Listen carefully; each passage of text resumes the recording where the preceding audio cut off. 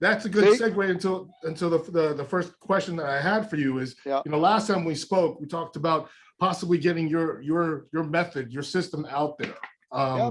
and starting a good thing. So my one thing that I've been pondering the whole time is, where would you start? I don't know how deep. I forgot how deep we went into because we didn't get to record everything. Where would you want to start with your system? Like, what are the steps in understanding your method of teaching? Like, what soup to nuts, A to Z? Where is it that we start Well, off with a brand new basically person? like when I met Mike, the test it, fix it. It's kind of the easiest way to do it if you're not talking about neuroscience. As an example, I was giving like a little podcast on hamstring injuries for basketball and football, and no one talks about the foot, and no one talks about Oh, how you're positioned in space. As an example, if I'm like this all day, like a lot of people are in front of the gravity line, and my feet are flat, then what's going to happen at my hamstring? Basically, my lateral part, because I'm going in, my biceps femoris will be always under tension because it has to. If not, I'll collapse.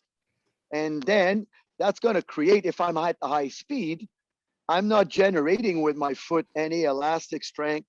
I'm going to run basically like this. I'm going to collapse, creating that no shock absorption. That's the problem. You hear that. You hear a lot of people in a basketball court with flat feet, or you hear them walk. You hear boom, boom, boom, boom, yeah, and you yeah. just make them Not walk good. backward, and you will see that. Those are the first step. You need to know how to three position in space, measure sagittal plane, frontal plane, that takes 15 minutes. Analyze the foot. You could go into the eyes a bit, but you don't have to push it that much. But just that will give you a very good info on your client and also on your athlete. Then after that, you will have, like, let's say most people, they have a foot problem. You explain to them in segmental, okay, how to move the toes, how to create a better arch with exercise and stimulation. You could use like a comb. You could use different type of vibration stuff to create that arch and get the segmental of the foot like your hands, and that will create a movement backward of your center of mass. Then you will achieve, you'll kill two birds with one stone.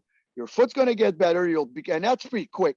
Within a month, you get that, and then you get a better absorption, less shock on your ankles, hamstring, and then because your center of mass moved, then you got a lot less tension on your Achilles tendon, plantar fascia under the foot, gastroc, soleus, and lower back, and the whole posterior chain. Because you're always like a semi good morning, when most people, when you measure them, they're almost like doing like a at the end of a deadlift. No wonder why they always have like SI joint problem, or they pull hamstring or calf, or there's an epidemic in soccer now, especially with the Achilles tendon tear. But it's that's where I start. Then we go up, we check the scapula. Most people, they have the train what you see syndrome, big pec, big shoulder. You look in the back, rhomboids, all the interscap rhomboids and trap, uh, lower trapezius and mid trapezius are not developed.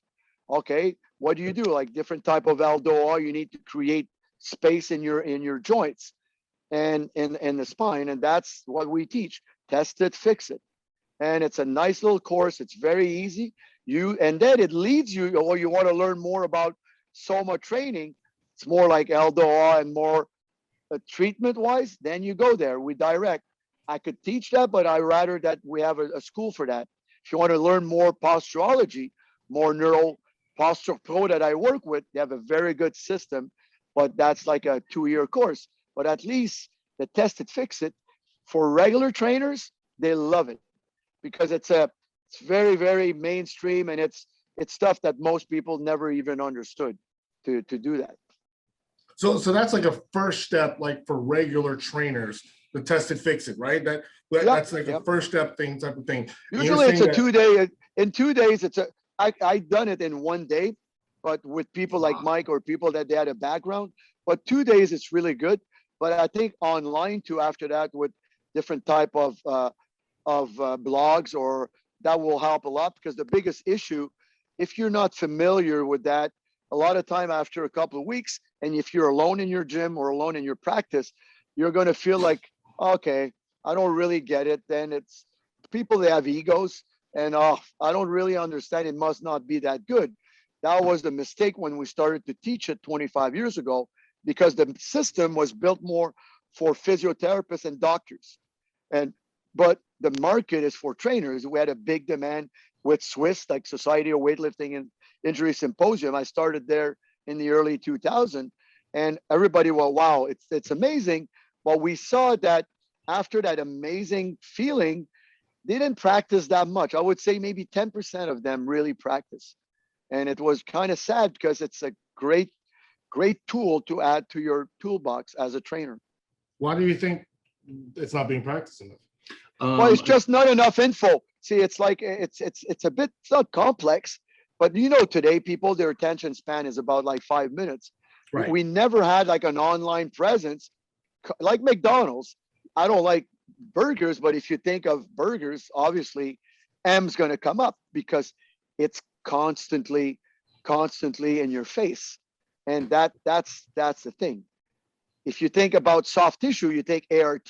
Why? Because of years, everywhere, they were everywhere. There's other soft tissue, probably way better, but as a trainer and being with Swiss, right away you think of ART.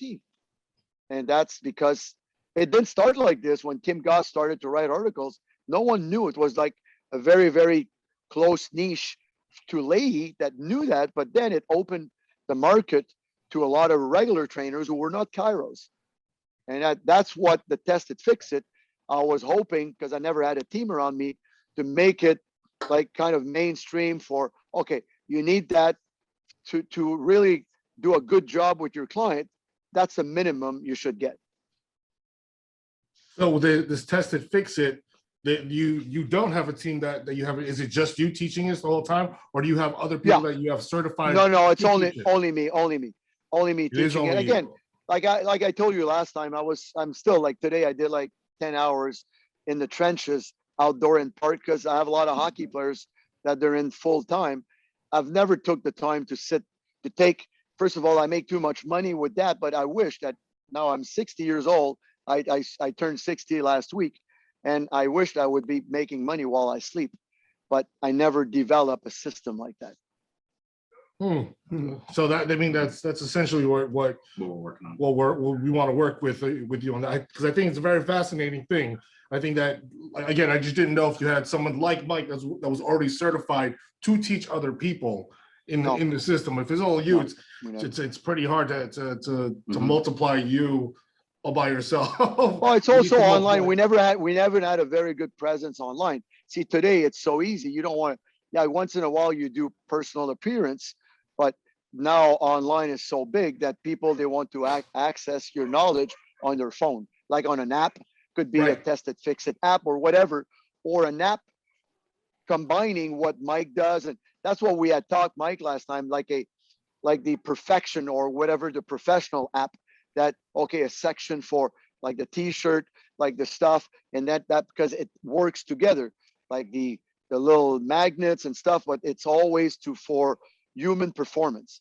My ultimate goal is to, each one of us should reach their ultimate potential, and posture is one of them. Activation, your brain, it's another one, but it's all interlinked. It's not like a one trick. Okay, I get that. No, it's part of your toolbox. But I think an app would be very interesting, that easy to navigate, where all these different departments with video attached to it, and simple things.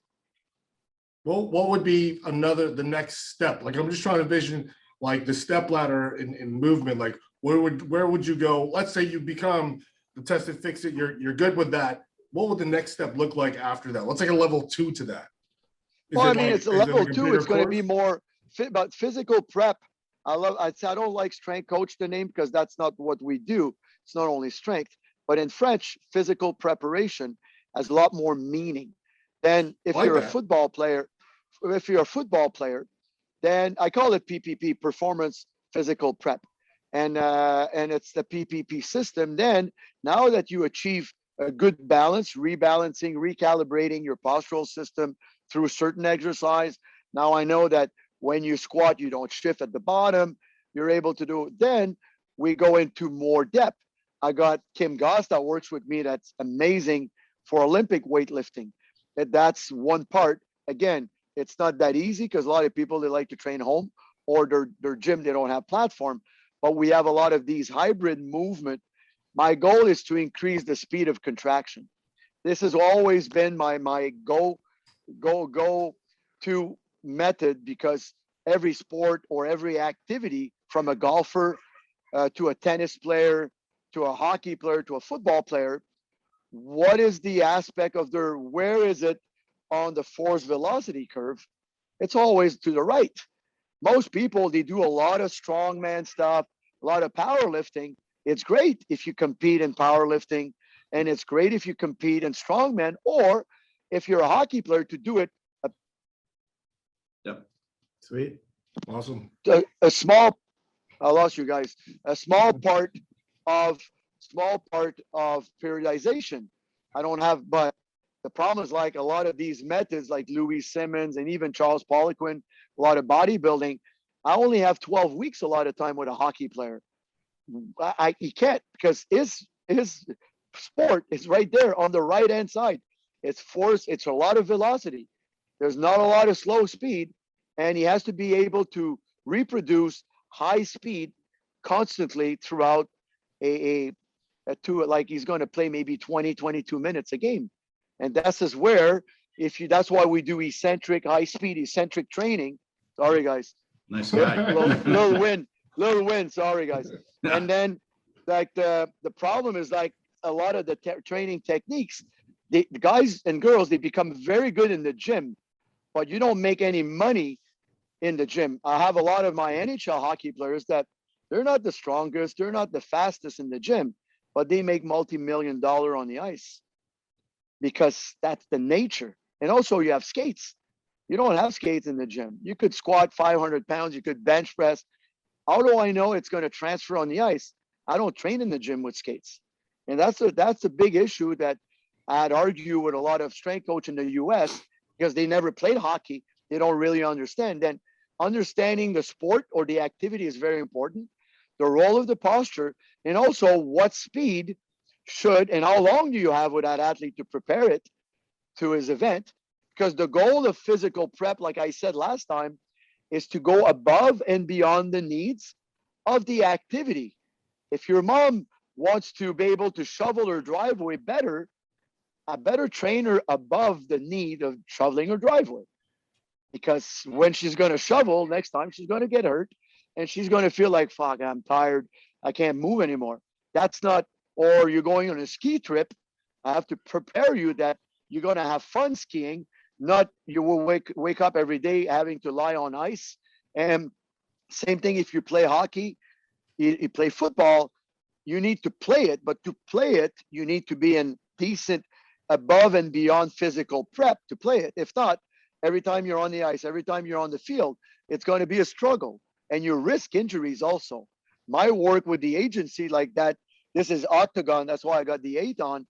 It's not to make them stronger or faster, it's to make them last the longest, because the agency makes money out of contracts. And if you play 12 years and you're a good player, but you're not the strongest, versus another guy that did 4 years, but heavy lifting, but he's always injured, they're going to pick the guy that's last 12 years, because they're going to make way more money over that 12 years than that 4 years.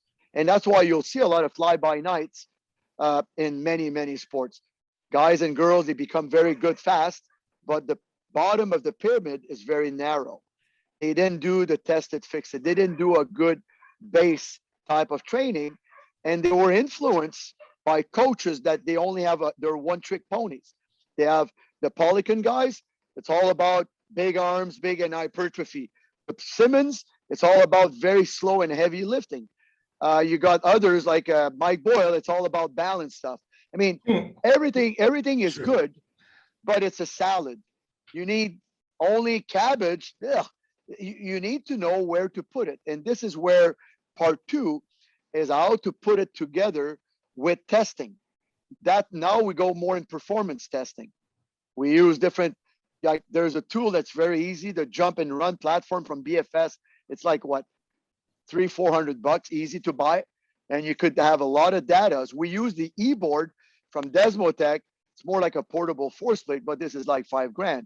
But I'm pretty sure that every trainer could spend like $400 or $500 on a little thing with a mini computer to measure stuff. And this is, we teach them how to read the data that we do, like you get on these little platforms, because at least an athlete needs to, or a client needs to know where they're at to start and finish. If you do a lot of testing, not going crazy, 15-20 minutes, and once in a while you redo it, the client, it's not for you, but the client will see that, wow, I'm getting better than the 50% bullshit we're doing, because 50% of it is bullshit. Then it's done. He's already sold and he wants to learn more. Then you create a good routine. You create a good, and that's the key. So what has guys like Mike done?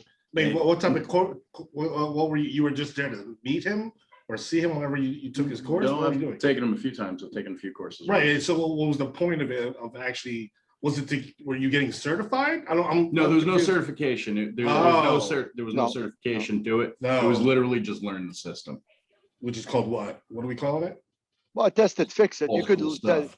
yeah, but you Yes. could see Mike did the best after that. Like every time I was in New York, he used to rent my service for a couple of hours. Then it becomes, because he had the base, now he could cut down to the chase. Okay, this is what I really want to know, because this is what I'm going to use. That's a different thing. But this, we could do that online with a Q&A. People, they love Q&A. At Swiss, like Society of Weightlifting, what they like is, like, we have that board. Let's say Serrano is next to me, Dr. I mean, all the specialists, and we have like, let's say you got a tight psoas, and we go in, I show a couple of things, and they love it. The rooms were packed because they get a lot of different influence, but also they have an answer. Q&A for me always been the best. Either podcasts or blogs, people, they like that and they learn the best. Nice. I'm still staring at you guys. Anything? But also in the test it, fix it. Now I had a breathing that I didn't have back then. All the different type of like all the airflow restriction and all that. This I added to the course that if I teach it again, it's going to be added on. That was never in before because we didn't have enough data. Now we have a lot, and this is the one that's going to make a big difference. There's a lot of like the Wim Hof or Dan Brule, but mine is a little more different. It's a little more targeted to training. It's more like athleticism instead of more mind. Both are great for mindfulness, but the one I developed, it's a little more for performance enhancement, and it's very easy to do in a gym. You don't need to be a Buddhist monk and move to India or see. That's one thing that's really popular now. Nice. Paulie, while we're on the courses, why don't you talk a little bit about your energy systems course? Yeah. See, basically the biggest issue that we have, people, they call that cardio training, but this is one thing this is PEST, it's called performance energy system training. I taught it a couple of times, but again, that's a very good course, like a level 2 or level 3, or it could be even part of level 1, because it's how to, let's say every gym they do circuit training, every gym, from CrossFit but they don't really understand how to position, like, okay, what do I work? Why, what time? What's the duration? What's the rest? What's the sequence? And it's not killing your clients. Okay, I had a good sweat and I can't move anymore, that I will get any adaptation on them. You need to understand the nature. Okay, are you a skier? Are you a tennis player? Have you skied yesterday? Are you playing tennis tomorrow? Are you playing golf? Then you have to adapt these energy system to the demand of your clients. And you could do some testing, very, very simple, either on a treadmill or on the bike. Or we have the Rouffier test, very simple, different type of squat movement. And you take heart rate, and that's a very simple formula. And that's all we do for sauna to how long you're going to stay in the sauna and what's your heart, because the sauna is really good for cardiovascular. And that's basically first explaining really what are the energy systems: anaerobic, lactic, alactic, and maximum aerobic power. What are the time zone that you have to respect, and what are the intensity? And it's kind of complex. And when you know that, then you're able to run your circuit in a way that it's more scientific. It's not only like puke bucket and killing your clients, because there's no benefit about that. No, There's a place there's for no. that though too. But I've never. kidding, I think kidding. I had maybe 5 of my athletes that were sick because I guess they drank too much the day before. But it's not. There's no science. You don't need a monkey could do that. You don't need to do that. But the goal is recovery. It's called hormetic law. Hormetic law means that you create adaptation through stimulus, either with breathing, either with training. You need to have a good time to recover, either through sauna or myofascial stretching or LDOA or breathing technique, that when you're going to come back, you're going to create, this was your level. Now, because you recovered, you're right here. But small increment. Charles Poliquin used to call it the Kaizen system, and it's good. Like every time you're training, but you need that up shoot, down shoot, and up a lot higher. If you don't have that down, a lot of people every day they're doing the same thing. They're killing themselves on the Airdyne bike, and they're always doing anaerobic lactic capacity, 90 seconds effort. This, you're going to burn out your nervous system and also your body. You can't do that. You can't go on like that. You need to balance it out with different type of energy systems. Nice.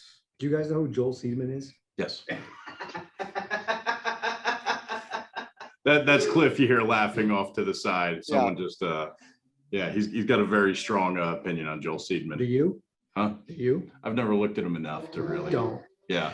It's like I love everything he's talking about, especially just like, what's your time frame for performance? Why aren't we training in that very specifically? And there's guys like Seedman turning athletic training session with NFL guys into in the circus time. Yeah. It's like, I don't understand why more people aren't doing the right shit. And people look at stuff like that and are like, oh, this is great. I don't understand. Yeah, it's interesting too, because a lot of the stuff that Paulie actually teaches, is kind of sexy.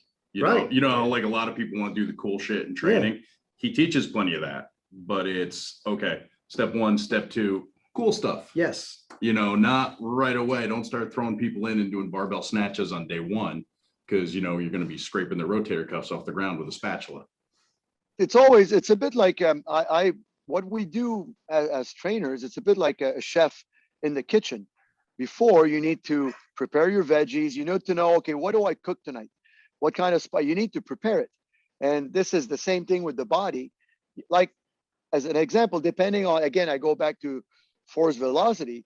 If you're going to train, let's say, Olympic weightlifting, that's kind of in the middle and a bit to the left, that's a lot of speed, but a lot of weight. Then you have to be careful. You need to, the more you're in that zone and to the right, the longer you need to warm up. A marathon runner or even a power lifter doesn't have to be warm up as much because the velocity is low.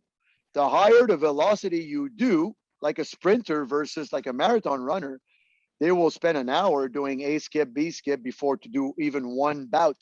But a marathon runner will do 2 minutes, and during the race, he will warm up.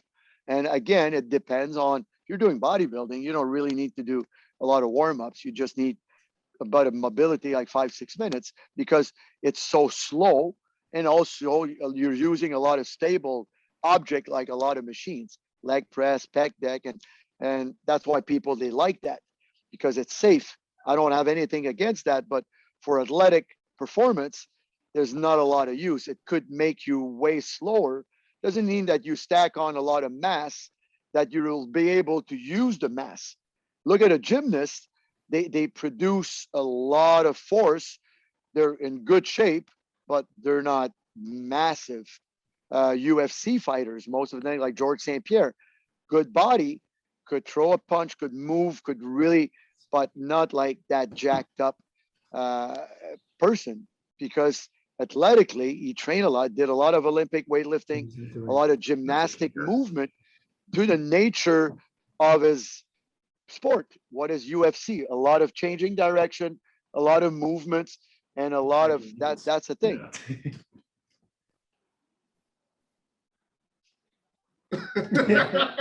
I've never seen him at a loss for words, Paulie. This is awesome. I mean, I'm taking a lot in. I'm not really sure. I'm like, Well, it's hard to, I mean, it's like, there's not much to question. It's like, yeah, Yeah. like, you know, it's like, what's your athlete doing? What's going to make him better? Mhm. Do that. Paulie, since we're on the topic again, why don't you go into a little bit about your philosophy on stretching and how you do it differently than most other people? Well, I mean, you have to understand a bit like in neuroscience, what is the Golgi tendon organ and what's spindle cells? As an example, if I take your arm and I pull it, yes, you will feel a stretch. But what's going to happen if I keep pulling? You're going to have a retraction because at the beginning, your Golgi tendon organ will say, Paulie is nice. I'm going to let him play with it. But after a while, Golgi's going to feel in trouble. He's going to call his buddy, spindle cells, hey, help me. You're going to contract now. But if I take my arm myself and I push it away, now I got motor control. Golgi knows it. Then he's going to say, okay, Paulie, go. You won't hurt yourself. Obviously, you're not stupid. You have a frontal lobe and a cerebellum that's pretty much the frontal lobe decides and the cerebellum enables. But if someone, that's why if you do a lot of these ballerina, hamstring stretch, ballistic, this is not stretching. This is eccentric high-speed training. You're going to tear fibers with that. It's not, you have to understand what is fascia. That's the main thing. Fascia, it's all connective tissue with collagen, elastin, and they have a quality if you drink enough, if it's well hydrated, if your posture is good. But you have to understand the lines of the fascia and also certain biomechanic law. As an example, when your arms are straight, you need to externally rotate. This is Borelli's law. And if your legs are locked, then you need to internally rotate. That's why if someone does a jerk, you will see that if they internally rotate their foot, it's great. I've seen trainers, oh, no, keep your toes.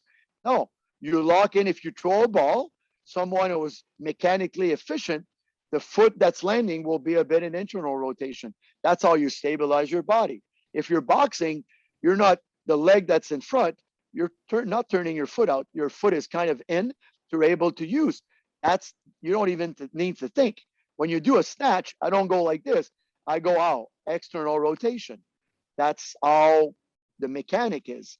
Then when you understand that and you play, you understand your anatomy. As an example, if I do this, yes, I might feel my hamstring, but I'm not, let's say my bicep femoris. Okay, what is it?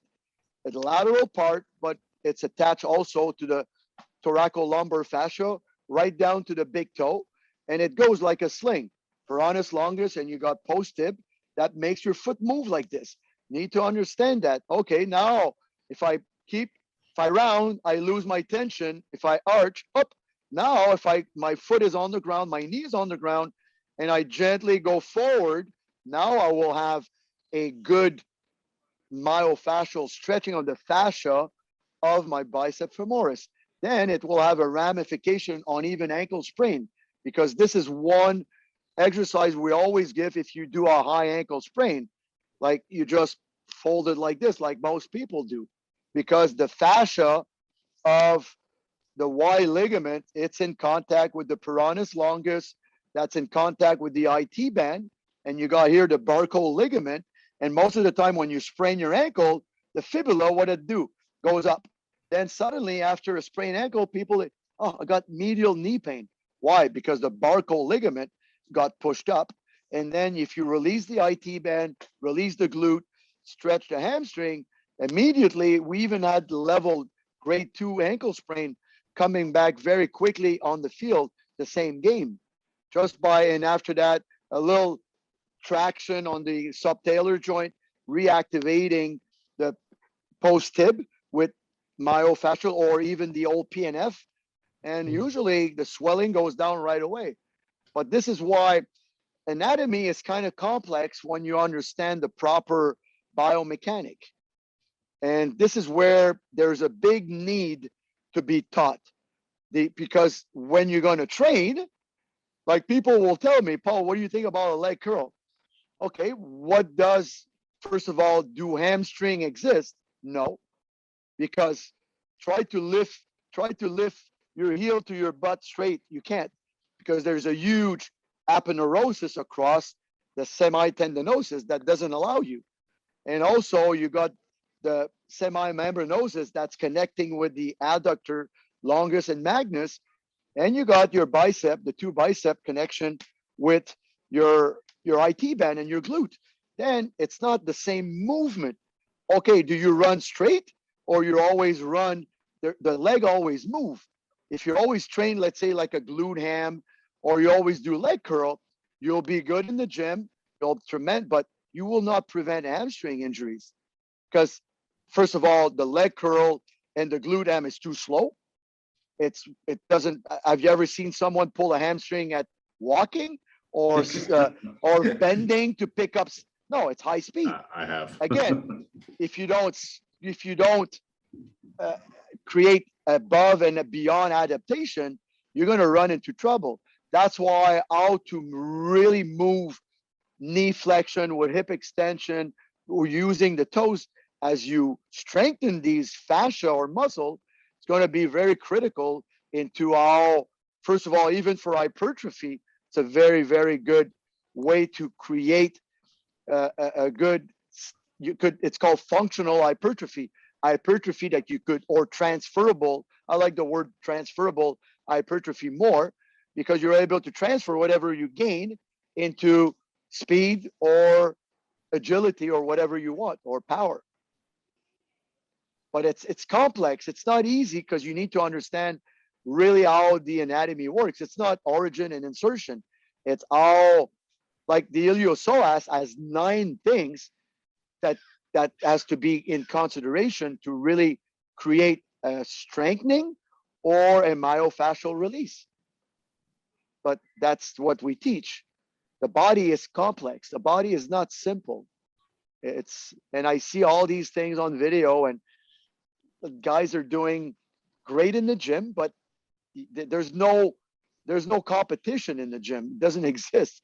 You don't have, okay, gold medal, you're the best gym person. No, it doesn't. Isn't it You're used CrossFit? I guess I was gonna say CrossFit's kind of like being the best exerciser in But the biggest problem with CrossFit is that if they had stuck a bit like the strongman competition, lately the strongman competition, they're starting to be smart. They lift stuff that you don't really use in the gym. They will lift stone. They will do squat, and they're adding barrels. This is, although you could be a good squatter, you need to be a very good athlete to do that. And it's not, but anything like I've always been very critical of triathletes. None of them could be, even if you win Ironman, none of them could be on their national team for marathon. None of them. They won't even make top 20. None of them will be on their cycling team. None. And none of them will be on the swimming team. And they're kind of jack of all trades, master of none. It's impressive, but if they had found other things that don't exist, that's why CrossFit, when they start to do Olympic weightlifting for multiple rep, they lose me right there. When they do this type of deadlift, they lose me, because I'll find someone that's way stronger than them in all individual. Then they become jack of all trades, master of none. And there's a big, big problem, especially when you put in Olympic weightlifting that's highly technical. And a lot of them, they're very sloppy weightlifters. And it's an Olympic event. You have to have a bit of respect for that. If they would throw a baseball or throw a football in quarterback, you would see the MLB and NFL would go nuts if they put that at CrossFit. Because just in the minor leagues, we'll get guys or girls going to kick their ass. Anything that's technical should not be. I don't care about, you could do rowing, air down bike, pull a fucking dog, or jump over. This is okay. Something, climb a rope. I don't mind that. I like better like these army type of multiple angle, like going over. This I like better because it doesn't exist anywhere. Even the ninja stuff that you see on TV, I like it because you don't have that in the gym, and you need to be you can't really train for that, then only very good athletes will be able to achieve that passage of the ultimate ninja or whatever they call it.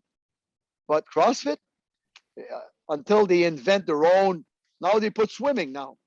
Ask them to swim against the top swimmers in the US, they're going to get their ass kicked. It's like, it's again, they're jack of all trade, master of none.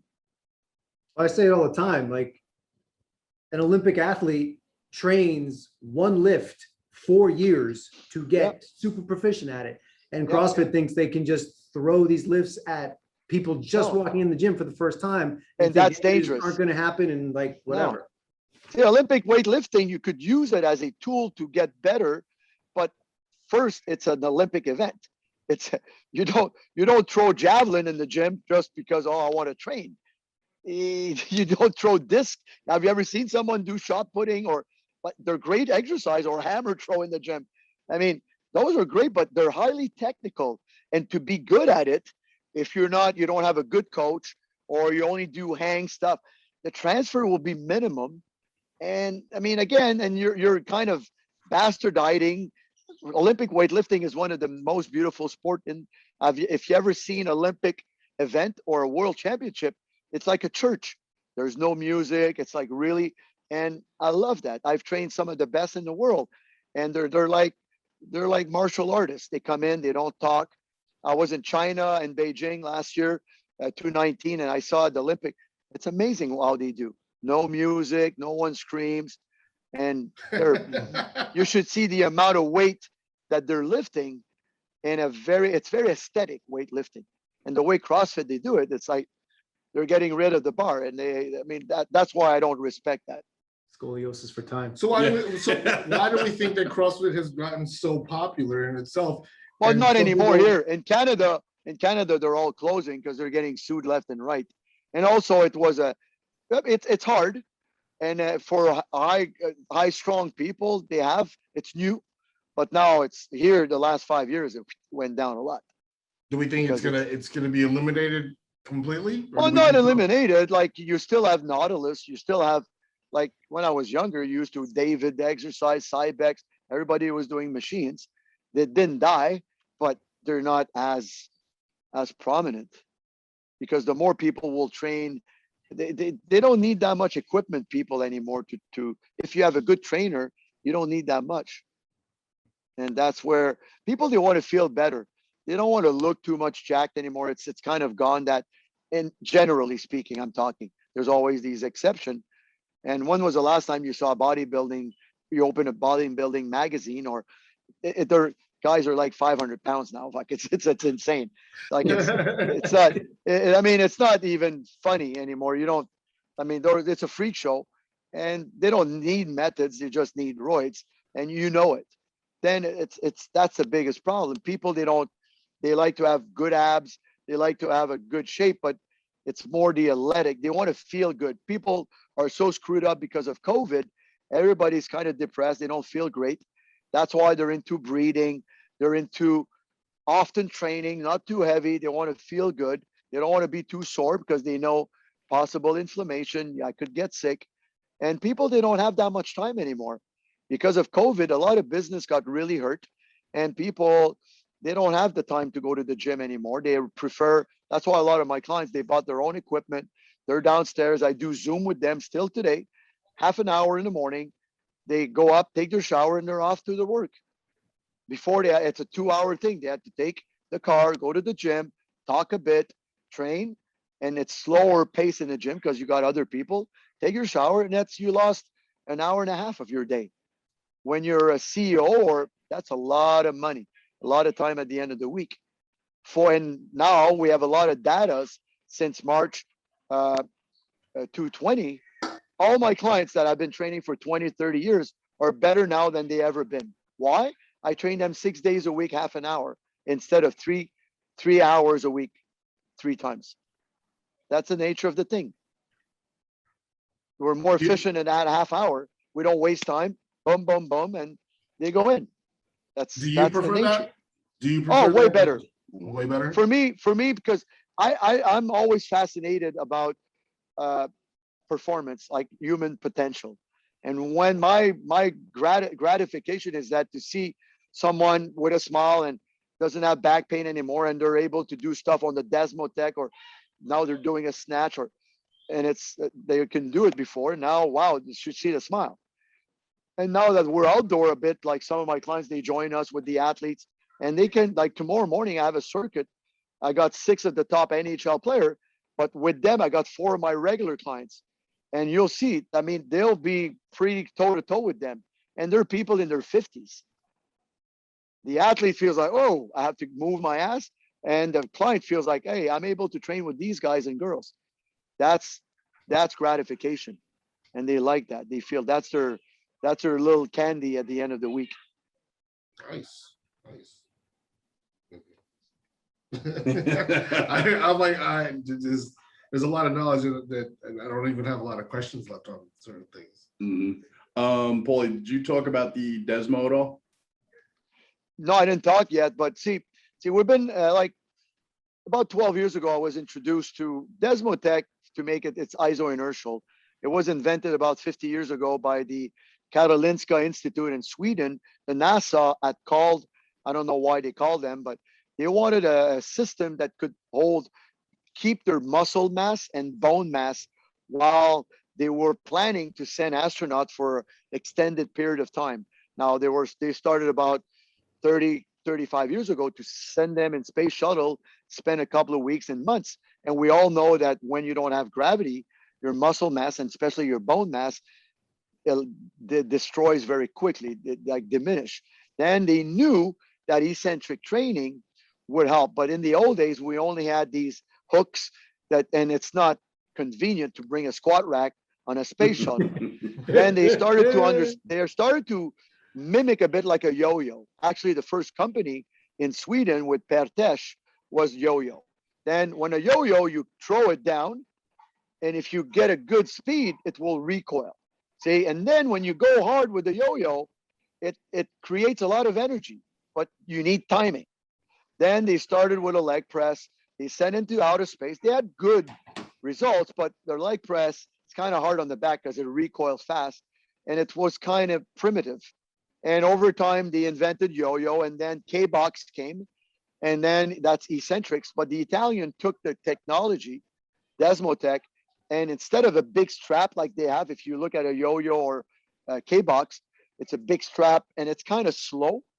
And the benefit of eccentric has to be very quick.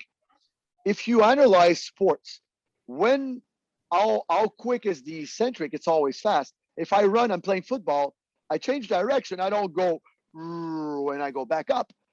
I go and I change direction. I need to be able to really absorb and accelerate. But you need to train for that. Again, above and beyond the needs of the activity. If not, you will not be fast or you're going to get injured. Most people, ankle, hamstring, ACL, they cut and they move and they didn't absorb well and they didn't reposition properly and they either pop their hamstring or ACL or ankle, but they don't train like that. The Desmotech, the strings are very fast. The mechanism, it's called high velocity eccentric overload. Basically, the more you push, let's say I'm on a squat rack, on the squat belt, and I push hard, the more I push, the more it's going to pull me down. And it's very hard to time because it's unpredictable. The more you push, the more you have to absorb. Then after a while, you get a good timing and you see a huge impact on elastic strength. Elastic strength, it's how much you're able to store elastic energy in your fascia, your feet, tendons mainly, because fascia is mainly ligaments and tendons, and your articulation, and you're able to absorb energy and release the energy. And this is where the advantage of working with iso-inertial, especially like the Desmotech, because of that concentric eccentric and that high velocity eccentric overload. That's what creates activation we did a research 2 years ago with a very high resonance ultrasound. We had 3 companies with Canon and 2 from Europe, and we took people, we have a belt squat that's similar, looks like the Desmo. We had people one day doing 4 sets of 10. We measured like the Achilles tendon and the patella tendon activity, the more it's active, it means the elastic energy is improved. Then we gave them 2 days off on Monday. Then on Thursday, we got them on the Desmotech, and we reversed that. We had people on Monday on Desmo, and we measured. It was freaky. After only one set on the Desmotech, like that flywheel, the activity with the ultrasound, the thing came from light blue to almost red in most athletes. And same thing with the Achilles tendon. It means that immediately that high velocity eccentric overload had an effect on the signaling of the tendons of their that means that they're going to get protected. They're going to use their elasticity to run, to jump, to cut, and to move quick. And that's why we use it. We have pulley system, same for upper body. And now we have the e-board. It's like a portable force plate with a hook under. You could do force isometrics, that we use that for potentiation. And then you got post tetanus potentiation, meaning that you're pushing against something, you start to shake.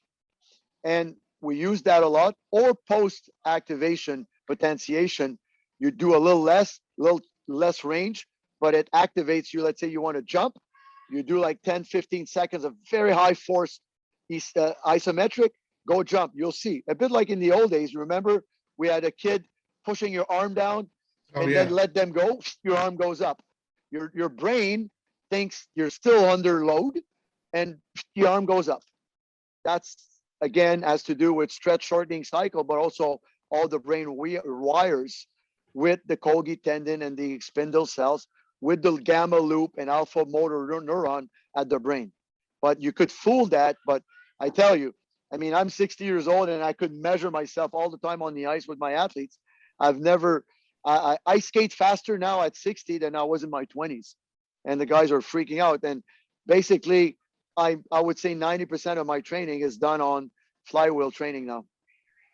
And different type of isometric, very high force isometric.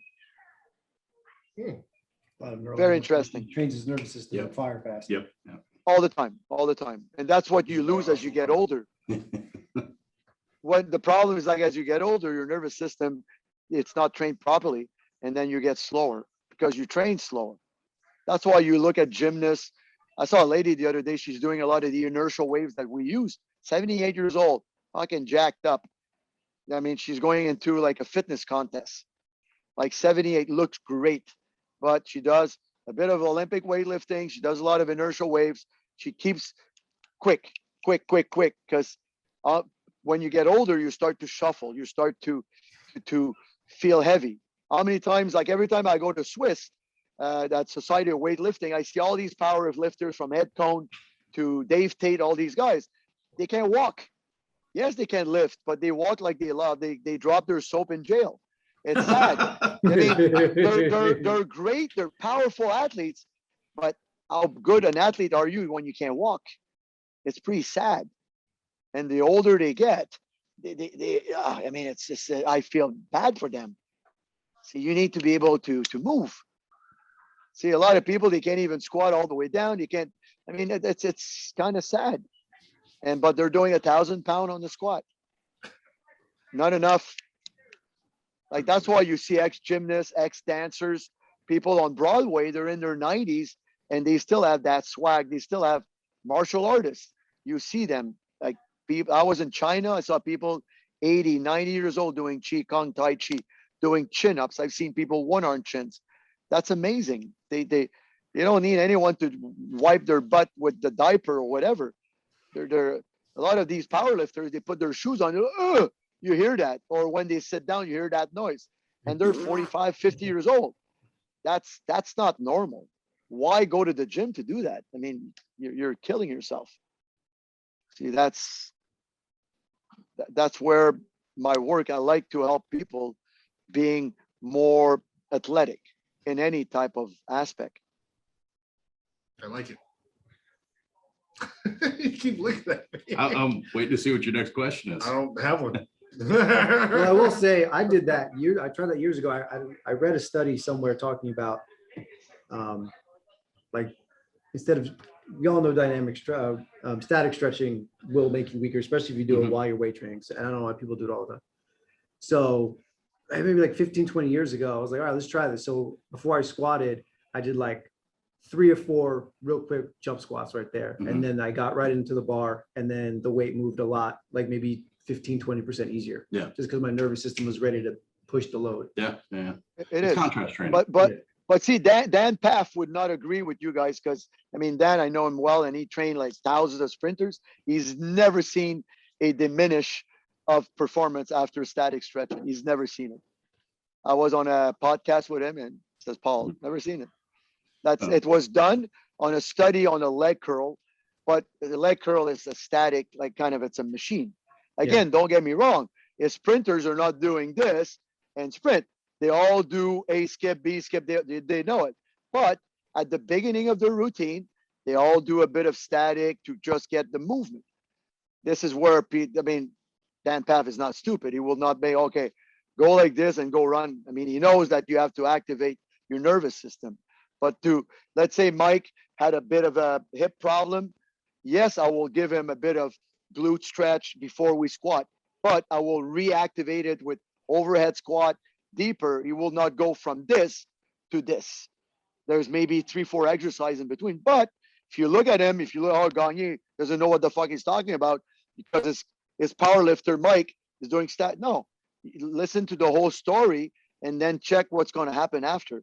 Because his limitation, let's say he has a capsulitis or I need to get that motion. It's not by doing heavy squat or jump squat that I will fix that, not will give him more mobility. And if he has pain, there's no way he's going to come out at the bottom of the squat because his brain doesn't care how much weight he has. Pain is the boss. We'll tell you, fuck you, man. You're not pushing, big boy. Not today. My job as a strength coach or physical prep is to prep you that the least amount of pain possible. And I will use any tools. Again, I agree. If you do that, has nothing to do with fascia, has to do with your brain. If you do something really slow, very passive, and breathing before you'll do a high-speed event, you're looking for trouble. It's like in NASCAR. They go around the track and then they go. They don't go from a dead stop because they're gonna bust their engines or their tires will not have enough heat and they'll go off the track. Same thing as the body. Mhm. That's why we'll do a lot of these different hand-eye coordination charts or with sound, with light, with a metronome. We use a lot of metronome to warm up. Like the brain really likes that, how to get a rhythm. Also different type of chart to like, we'll do like one drill. Try that, guys. You cross and you touch your ears. Cross, touch your ears. My dad loves See, doing that. just try that. You'll see. Boom, boom, boom, boom, boom. But that's how the brain works. You do that, I guarantee you'll do more chin-ups. I did the Because- metronome stuff back in high school and college when I was playing hockey. I was a goalie. So I would Yeah, do a lot of very that stuff important. before. Yeah, but a metronome, see, the sound is one of the oldest like engramming in the world. That's why we like music, we like singing, we like the rhythm. It's innate in and also works at the vagus nerve. When you hear a metronome, it's kind of tuning your guitar with the vagus nerve. That's interconnection with your heart, your digestive, and pretty much every organ in your body. Then it's tune you up, you create a good vibe, and then you feel a rhythm. Then you follow by having a rhythm dictating to you, you're creating, because if not, sometimes you might be off your thing. And also you can't think about anything else with the metronome. You need to focus. Then when you're focusing, you're moving accordingly, not like, oh, my girlfriend's there, or what am I going to do after the, see, that's the biggest problem. We disperse like birds a lot of time. And that's a problem. How do you feel That's why the about goal, that's why the goal of having like breathing techniques is to focus. That's why in my gym, there's no music, there's nothing. Because I want people you're there to train. You're not there to dance. If you want to go dance, go, but it's a different. how do you feel about, obviously you're clearly all about the specificity of the training based on the sport, but how do you feel about the separation of like the skill and the conditioning. Like if you had a hockey player, right, you want to make him faster, changing directions, his acceleration, whatever. But then he needs to work on the accuracy of his wrist shot. Do you have people you work with like, hey, this is going to be your shooting coach, or do you do that stuff as well? Yep. No, I do, but I have specific coach. I'm on the ice with them, but more like a orchestra maneuver. I got Okay. like a skating coach. I manage energy systems, because as soon as, let's say, a goalie, I work with Marc-André Fleury. I work with some of the top goalies in the NHL. For Marc-André, I've been with him since he's 16 years old, and he's 37 now. We met in 1999, and Pavlets and many of the goalies in the NHL I've worked with for a lot of years. Well, then Andre, he just won the Vezina Trophy, right, this year? Yeah. Flower just won the sled, yeah. And he has his own Desmo. He has all my hockey players have their own system down in, because he lives far from Montreal now, like an hour, and he built a small house on the water. But anyway, won't go there. And now what happened is that my worst enemy is the goalie coach, because they improvise themselves as strength coach or energy system, and they will give you up and down. Don't do that, guys. You're going to kill his hips. In a real game, you might go down and up for about maybe 5, 6, 7, 8 times. Don't do that 50 times in an hour. You're going to kill your labrum, your knees. And also you will destroy the mechanic. When you work on skills, it has to be very little reps and has to mimic more the time respected what you do. As an example, when I start to work with golfers, a lot of golfers are like this. What are you doing? You hit one ball every 10 minutes on the golf course. They're like a shooting machine. That's even on the ice. When I was with Pacioretty and all my guys, they have a defenseman and they do like 200 one-timer. Hey guys, it doesn't happen in a game. And I used to be, you don't have 20 time. You need to change. I used to have different color of pucks. I had different type of lights, and I was shooting the puck to the guys and never on the tape. When you see a guy having right on the tape, if you practice that in an ideal environment, like you as a goalie, if I always shoot to your mitt, you're not stupid. After a while, okay. Yeah. But in a game, it's not like that. Again, you will be good in practice, great for your confidence. Again, don't get me wrong. If your coach said he determined that your elbow was out, then he wants you, we put a rubber band, and he wants you to, then we'll do a lot of movement to Ingram. But that's part of conditioning to fix that problem. Okay. But then in real practice, you won't know where I'm shooting, because that's what happened in a game. That's what happens in See, the game. See, and also again, a lot of these hockey coaches, they improvise into energy system coaches. See, I will help with skill. I'm not a specialist, but I will manage the global, all guys, they use either push or whoop, or I need to know your heart rate. I need to know exactly where you're at, because too much of a good thing is a bad thing. Mhm. And then it's not no more skill, it's a boot camp. And Right. that's where I'm going to interfere. That's why I'm on the ice. I have the whistle. I'm in charge of the time. I'm the timekeeper and the volume keeper. That's good shit. Yeah. That's why even with the goalies, we bring the Desmo Tech on the ice. A lot of my goalies, they bought that small portable one. It's like a pulley, and I will attach it to your mitt. I will attach, and then I'll make you do these slides. And believe me, because it's eccentric, when you remove it, you're so fast. You're so like in the groove, because you have to push up, absorb up, because if you go too far, the machine stops. Then you have to, or if you're not timing, it's going to pull you because there's a cord on it. Mhm. After a while, you get into that rhythm, and when you will remove it, you're so efficient around your net. It's unbelievable. That's why with Marc-André Fleury, it's been 7 years. He should be operated through his right hip for a labrum tear. And we were able to last 7 years with Guy Voyer and Aldo and all the flywheel stuff to probably he's going to be able to only get operated after his career. I think he wants to play maybe 2 more years and that's it. Right. That's crazy. Yeah. But this is where we mix specificity. See, what I mean about specific training, it's not specific training, it's specific demands. See, as an example, they will use different type, like the Desmo Tech with a hockey stick to practice let's say a centerman needs to win a face-off.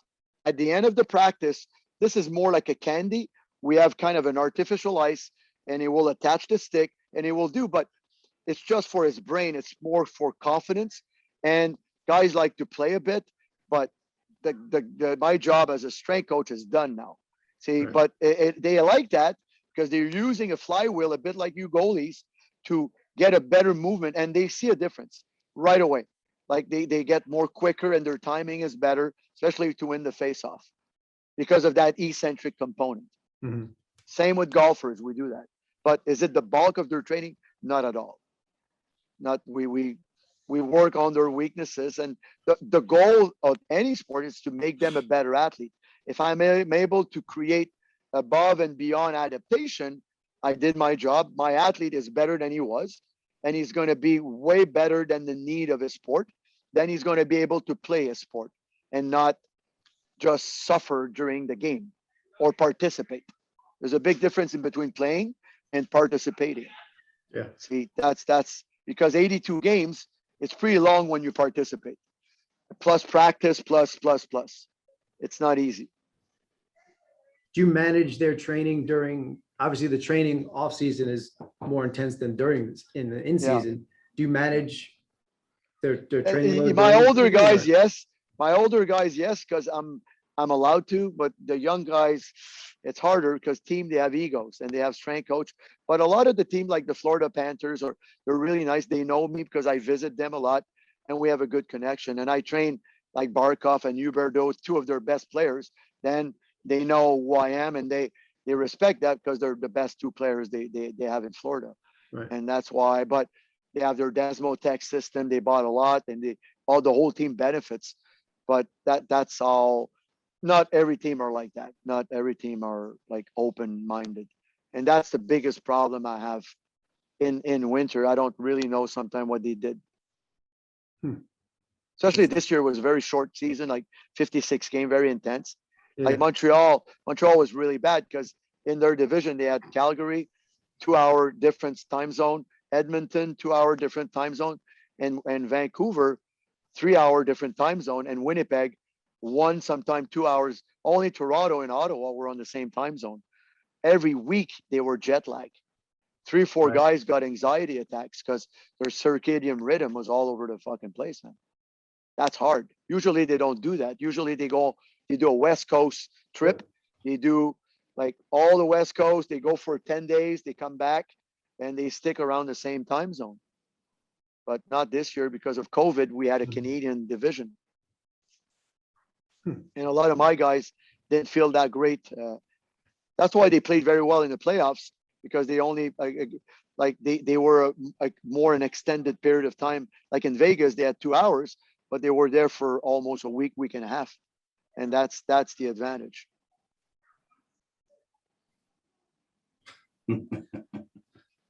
Solid shit, man. Yeah, Listen, man, I wish. Very cool.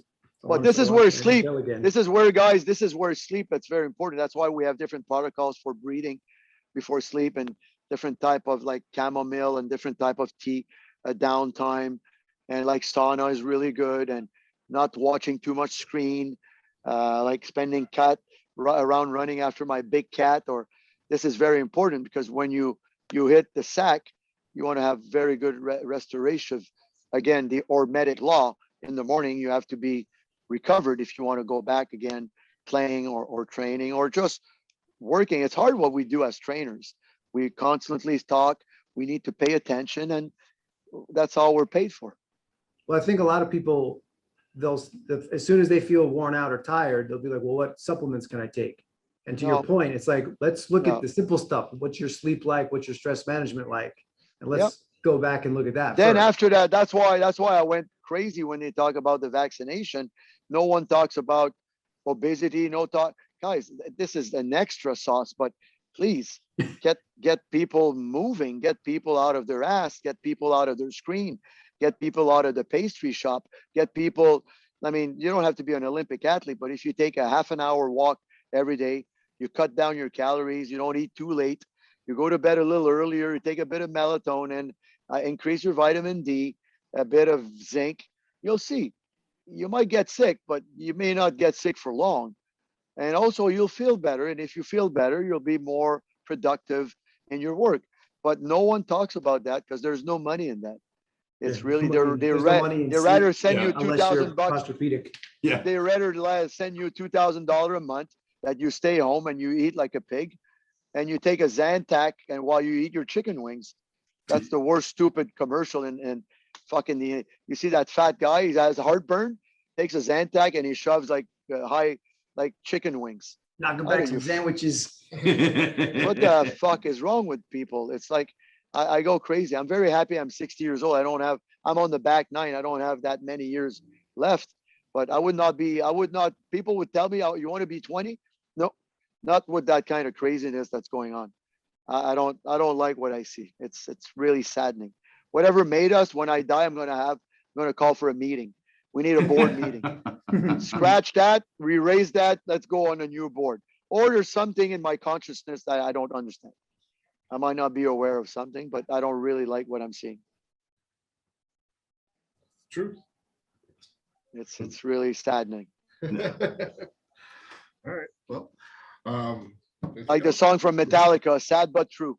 Yeah, my favorite It's like, Metallica. yeah. Paulie, two more things.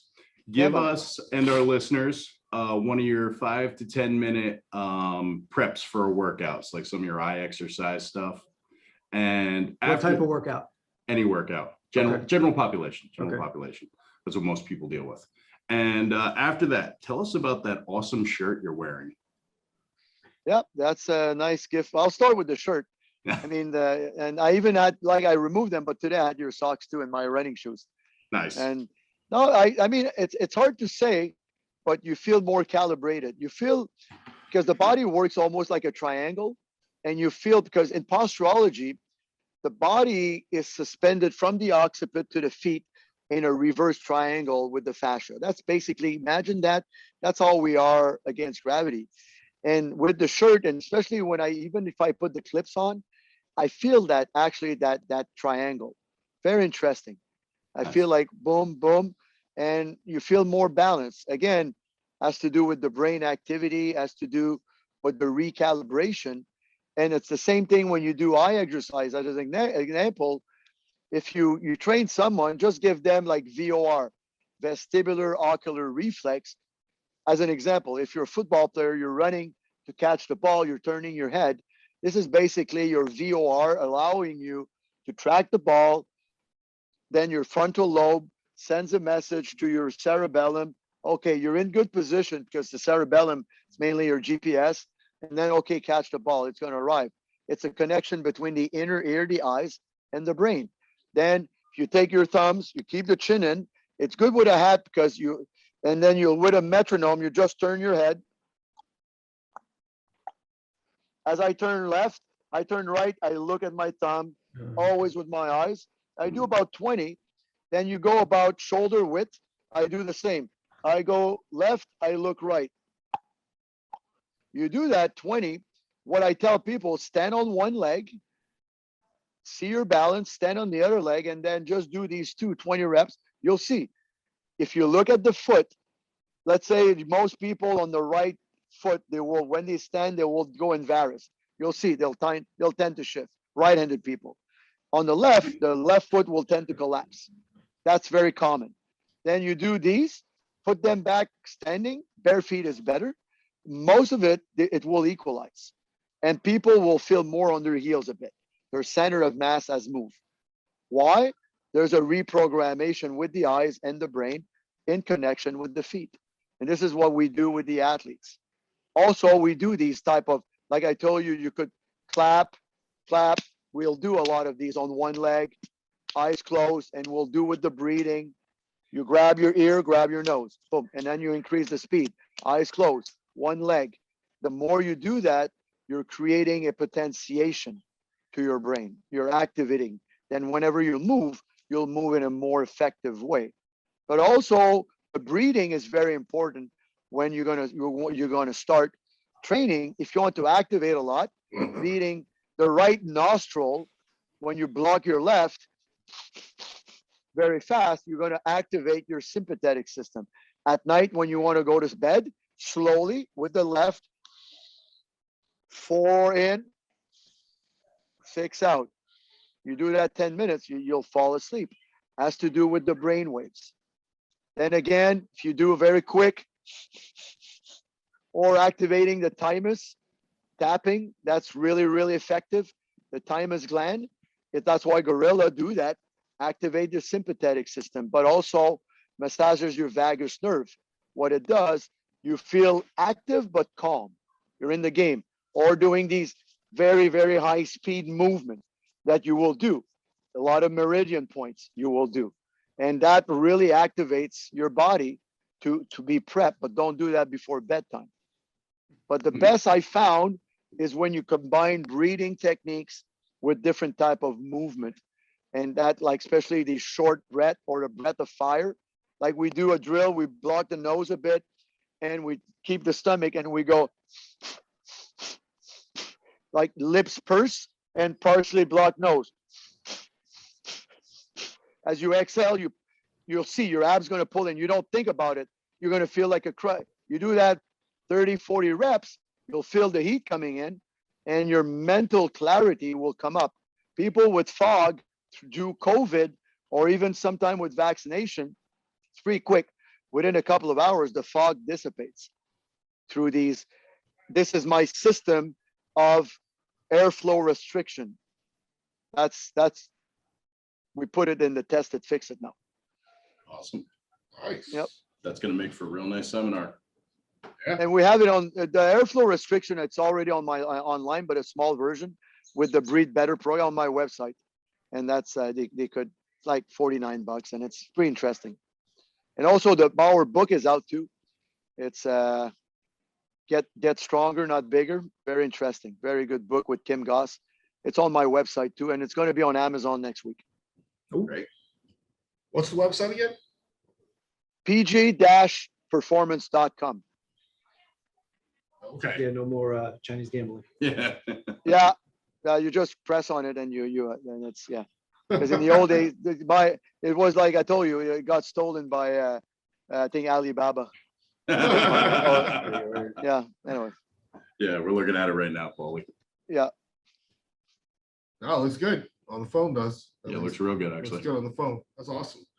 All right. Well, you guys got anything else? No, I don't. No. I listen. wish, like Mhm. we need to get him down. We here. gotta Only get him because come like down. in the gym, I see guys who are golfers and they like to stand on the Dynadiscs and practice their Yep. swing real slow, thinking Yep. because they're training in an unbalanced environment, going real slow through their mechanics, it's going to make them like super strong. I'm like, that's not how that happens. Well, see, actually, it's funny that you say that because we did a research many years ago. Because a Dynadisc, it used to be called a sit fit. I was one of the first one to have it 30 years ago. Because in the old days, the first Swiss ball, they're actually not Swiss. They're from Italy. They're from Bolzano, and it was Gymnic, the orange one. This is about 35 years ago. I'm a little older than you guys. And then one physio in Europe gave me one, and we started to play with that. And then they started to bust all over the place because they were made for physiotherapy, not training. Then I don't know how we got with Sissel, the company in Germany, were the first one to do the anti-burst balls. And they were expensive. And then at the same time, they invented a sit fit. Sit fit in German means you use a cushion to sit on it if you have back pain.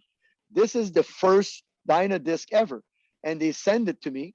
And then I started to work on that sitting. It was fun. Let's put it under the foot to see. And it was what was very interesting with that. It's not a tool for balance. It's a tool for compression. Like people forget about the story about Bosu. That guy Wend, who invented the Bosu, he's a sprint coach. He didn't use that for people to balance on it. He invented that to create ground pressure. He found like the best sprinters had a lot of force downward, and he wanted to improve that. Even with his NFL guys, he used to make them in different position for push-up and press down on it while they were doing movement. Because he found as a lineman, especially an offensive lineman, you're always backing up, and like a left guard, or you have to manage the pushing while you're moving back, and that's hard. And if you have a good compression and core control, that's how it was invented. But that's all we use. We took the Dynadisc, and I knew the answer we had like these, it's called a K-vest. It was invented in New Zealand many years ago. It's like leads, sensors with lights hooked to a computer. It's like a little vest. And when you measure, it measures your rotation, bending. It's really nice for a couple $100. Pretty good tool. Anyway, we had it on. We were on force plate at the University of Pittsburgh Medical Center. UPMC had equipped us with a $8 million lab in Orlando. We had these Kisper plates. We had the Vicon, all these 8 cameras. It was not for me. It was for a Ledbetter Academy. But that was my Disney World for me. It was like amazing. My big one wanted to play. Anyway, we took people without anything and pro golfers to make a swing. We analyzed upper body movement and foot action. Then we put them on a Dynadisc, and I asked the guy, they all thought, oh, wow, it's going to really get my balance.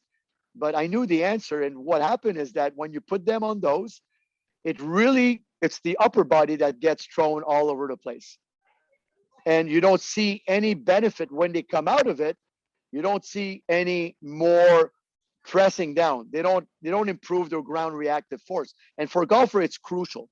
When you're going to coil, you want to stabilize the lower limb to create that elasticity and let it go at the right time. That's the secret of golf. I have a whole program on the foot with that, with all the golf pros I work with, Ledbetter. And then I said, okay, let's do something. While the guy was swinging, I had an elastic band attached to his waist, and I was creating a bit of either a lateral pull, a forward, or medial pull. And then we measured. You should have seen the footprint lit up crazy, because the more you go high, as like, let's say you're squatting and I push you sideways, what is it going to need to stabilize your feet? You're going to light it up because you don't want to get pushed. But when you don't have it, like you do a couple of reps swinging, then you remove it. The guys were so balanced and they produced. My job was to see, is the swing speed better? Because that's what I want. I want data. And we have the TrackMan that tracks everything up, like the speed, ball speed, the way it moves. Because in the lab, we had an open door and you could actually hit balls from the lab in an open field. And that's what I like. It's not only swinging a club in the gym, it's hitting a ball at high speed. Right. And we had the answer and we knew it. But we wanted to prove them that doing these things, it's okay if you want to stabilize your upper body. If you feel your athlete needs at slow speed once in a while, it's not bad as long as they push themselves in. But the more beneficial will be offset type of movement to create that adaptation of the feet. And that's basically that's the story we had with them. I didn't let this guy Pete listen to that. This guy been doing this shit for like. We've done that with goalies too, like attaching a band on the side and and it was really effective for their movements and also their position in space and also the speed of the side push or the shuffle, and they saw a big difference with that. Nice. It's got a lot of knowledge today. Yeah. It's like drinking from a fire hose sometimes. Well, I'm 60, guys. I'm 60. That's why. Experience is everything at this point. Everything in life too. Huge part. We clearly want to be able to see you in person, so we'd like to try and set that up and bring you out there, get you a Johnson & Johnson shot. Yeah, no, it's true. I'm not joking, guys. I mean, I'm in. Oh no, hey, we definitely want to. Yeah. I think we want to try and do some stuff with you, and it would be great. We appreciate it. Definitely like the website. It looks great right now. Mm-hmm. What's the website again, Paulie? Just drop that for us. pg-performance.com. It's like it's okay, but it's not like I have a guy that's going to work on him. Steve that took care of our book.